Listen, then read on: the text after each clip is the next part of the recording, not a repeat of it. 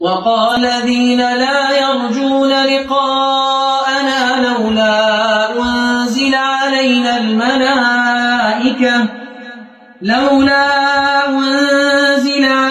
الملائكة أو نرى ربنا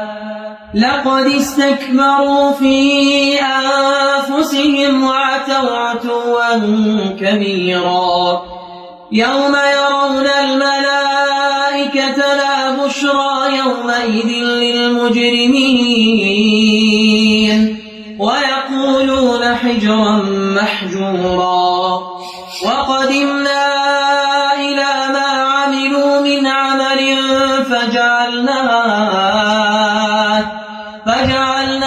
هباء منثورا أصحاب الجنة يومئذ خير مستقرا وأحسن مقيلا ويوم تشقق السماء بالغمام ونزل الملائكة تنزيلا الملك يومئذ الحق للرحمن وكان يوما على الكافرين عسيرا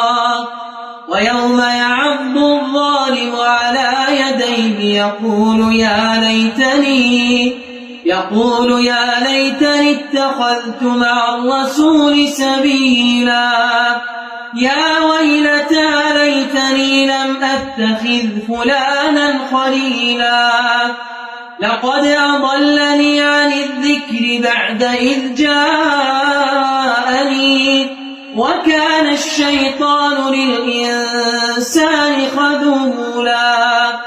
وقال الرسول يا رب إن قوم اتخذوا هذا القرآن مهجورا وكذلك جعلنا لكل نبي عدوا من المجرمين وكفى بربك هاديا